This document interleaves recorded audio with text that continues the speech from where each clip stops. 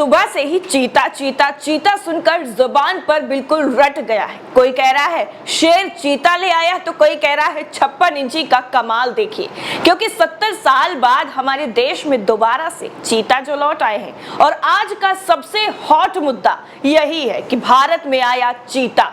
और आज पीएम मोदी के जन्मदिन के मौके पर जब 8 चीतों को मध्य प्रदेश के कूनो नेशनल पार्क में खुद मोदी जी के द्वारा छोड़ा गया, तो मीडिया के सारे कैमरे और चिप वाली आंटी सभी एमपी की तरफ घूम गए और लाइव कवरेज के साथ साथ ब्रेकिंग पर ब्रेकिंग दिखा कर दिमाग में ये बात डाल दी कि आज मोदी जी ने 8 चीतों को भारत में ले आए हैं। देखिए, मोदी जी ने नामुमकिन जो था उसको मुमकिन कर दिया और भारत में लौट आया चीता।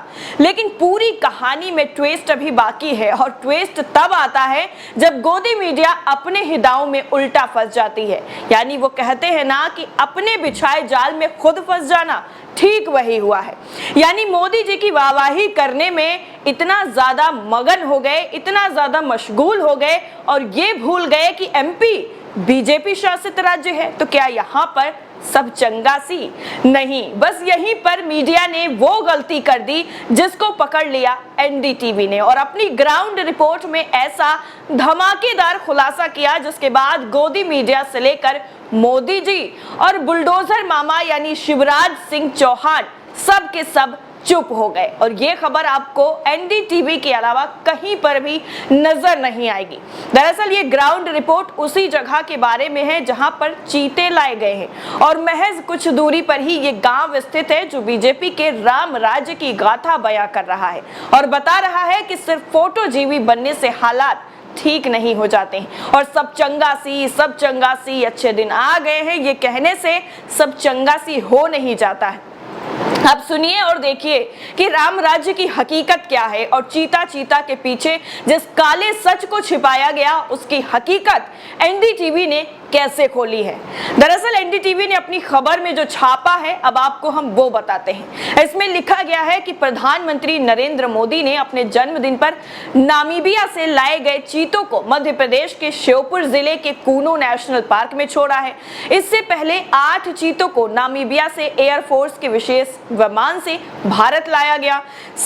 सरकार जो है वो एक तरफ जहां दावा कर रही है कि ये कदम इस इलाके के लिए वरदान साबित होगा, वहीं दूसरी तरफ उस इलाके की हकीकत कुछ और ही बयां कर रही है। ये एनडीटीवी ने जो ग्राउंड रिपोर्ट की है उसके बाद छापा है। लिखा गया है आगे कि सरकार का कहना है कि चीतों के यहां आने से क्षेत्र में पर्यटन बढ़ेगा, लेकिन चीतों के शोर के पीछे एक काला सच दबता हुआ नजर आ रहा है। जिस जंगल और अभ्यारण्य में नामीबिया से लाए गए चीते रखे जाएंगे उसके आसपास के गांव में घनघोर कुपोषण और गरीबी है। यह खुलासा किया गया है एनडीटीवी की रिपोर्ट में, और कहा गया है कि ये दावा किया जा रहा है मोदी जी की तरफ से कि एमपी का पर्यटन बढ़ेगा, एमपी में और ज्यादा सैलानी आएंगे और इससे पर्यटन से जो उनका आमदनी होती है वो बढ़ेगी। तो उन्होंने चीता के पीछे ये वाला चीता छुपा रखा है जो बिल्कुल काला है, और ये सच सबसे छुपाया गया, और चीते के शोर के पीछे जिसे दबाने की कोशिश की जा रही थी वो अब उजागर हो गया है, यानी बेपर्दा हो गया है। अब आगे लिखा गया है कि लोगों को पास जो है वो वहां पर रोजगार नहीं है। जिस श्योपुर की बात कर रहे हैं मोदी जी, जहां पर इन चीतों को छोड़ा गया है वहां पर लोगों के पास रोजगार नहीं है, बेरोजगार हैं। कुछ भी करने के लिए आज वो मजबूर है कि बस 2 पैसे कमा ले और घर का खर्चा चला ले, 2 वक्त की रोटी खा ले। ये हाल है वहां का।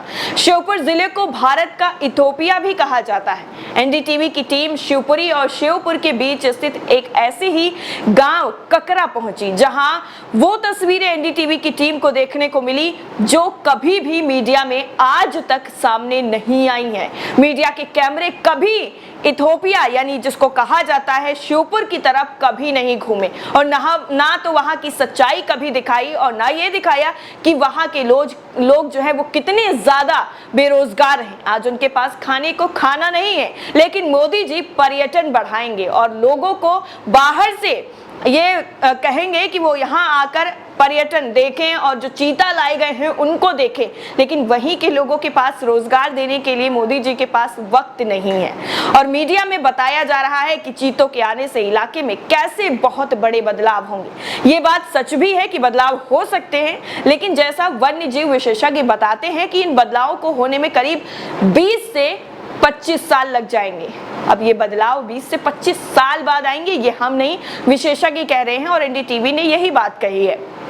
आगे लिखा गया है कि ये बदलाव तब आ सकते हैं जब इन जंगलों में चीतों की बड़ी आबादी हो जाएगी और पर्यटक उन्हें देखने आएंगे। यानी 7-8 चीतों से कुछ नहीं होने वाला है। जब तक कि बड़ी संख्या में चीते नहीं आएंगे तब तक पर्यटन यहाँ पर नहीं बढ़ेगा, पर्यटक यहाँ पर नहीं आएंगे। सिर्फ 1-2 7-8 चीते देखने के लिए कोई काफी दूर से तो नहीं आएगा और विदेशों से तो बिल्कुल नहीं आएगा। तो ऐसे में वो सच्चाई निकल गई है, सामने आ गई है जो छिपाई गई है। श्योपुर जिले में 21,000 से ज्यादा बच्चे कुपोषण का शिकार हैं और ये आंकड़ा मध्य प्रदेश सरकार ने विधानसभा में लिखित जवाब में दिया था। 2 हफ्ते पहले इसी जिले में एक बच्ची की कुपोषण से मौत हो गई थी। अधिकारियों ने यह जरूर किया कि कुपोषण के आंकड़ों में जैसे ही 5 साल से ऊपर के बच्चे हुए उनको उस लिस्ट से ही हटा दिया और ऐसे यहाँ कागजों पर कुपोषण जो है खत्म हो चुका है। सब कुछ अच्छा है, अच्छे दिन आ गए हैं। सब की जो उंगलियां हैं पांचों की पांचों वो घी के अंदर है और इतना ज्यादा खुश हैं सब कि अब यहाँ पर कुपोषण है ही नहीं, कुपोषण बिल्कुल खत्म हो चुका है। नेशनल पार्क के नजदीक ही जिस गांव में एनडीटीवी की टीम पहुंची थी उसमें भी 2 से 3 बच्चे कुपोषित हैं। बातचीत में गांव के लोगों ने ही बताया है कि यहाँ पर कोई रोजगार नहीं है बल्कि घनघोर गरीबी है। बच्चे कुपोषित हैं। जब उनसे पूछा गया कि यहाँ चीते छोड़े जा रहे हैं तो इससे आपका कुछ फायदा होगा, आप इससे कितना फायदा उठाने वाले हैं और आपको इससे ये जानकर कितनी खुशी हुई कि यहाँ पर चीते आने वाले हैं, तो गांव वालों ने क्या कहा वो सुनिएगा। गांव वाले कहते हैं कि चीतों से हमें कुछ मिलने वाला नहीं है, इनके आने से हमारी स्थिति में कोई फर्क नहीं पड़ेगा। जिस क्षेत्र में कूनो नेशनल पार्क स्थित है आपको बता दें वहां करीब 23 ऐसे गांव हैं जो गरीबी और कुपोषण से जूझ रहे हैं। इनकी आबादी तकरीबन 56,000 है। ऐसा नहीं है कि इस इलाके में किसी खास सियासी पार्टी का ही दबदबा रहा हो, बल्कि यहाँ से भाजपा और कांग्रेस दोनों ही पार्टियों के नुमाइंदे दशकों से जीतते रहे हैं, लेकिन उनका ध्यान इस क्षेत्र के लोगों की बुनियादी जरूरतों की तरफ कभी भी नहीं गया। और आज भी जब शिवराज सिंह चौहान सूबे के मुख्यमंत्री हैं और बुलडोजर मामा के नाम से अपनी एक अलग पहचान बना ली है, तो इस तरफ कुपोषण पर, गरीबी पर आखिर इनका बुलडोजर कब चलेगा, गरीबी से लोगों को छुटकारा कब मिलेगा, यही सवाल जो है वो एनडीटीवी की तरफ से पूछा गया है। और अब हम आपको बताते हैं कि एनडीटीवी ने जो खबर छापी है इसमें वो सारे के सारे आंकड़े भी पेश हैं जो खुद शिवराज सिंह सरकार की तरफ से पेश किए गए हैं। लिखित में बताया गया है कि इतने लोगों को कुपोषण है और इतने लोग गरीबी रेखा में हैं, लेकिन फिर भी इस तरफ कोई भी ध्यान नहीं दिया जाता है। और चीता चीता चीता चीता आ गया, आज शेर आ गया, आज बाघ आ गया, आज मोर आ गए, आज शुतुरमुर्ग आ गए। इन्हीं सभी मुद्दों में मेन स्ट्रीम मीडिया से लेकर पूरा का पूरा आईटी सेल लगा रहेगा और आपको इन्हीं मुद्दों में भटकाता रहेगा और आ जाएगा चुनाव। उसके बाद क्या होगा वो आपको पता है, बताने की जरूरत नहीं है। इस पूरी रिपोर्ट को लेकर एनडीटीवी की पड़ताल पर आप क्या सोचते हैं कमेंट सेक्शन में जरूर बताइएगा। बाकी सारी अपडेट के लिए न्यूज़ 360 को सब्सक्राइब करना बिल्कुल ना भूलें। जय हिंद।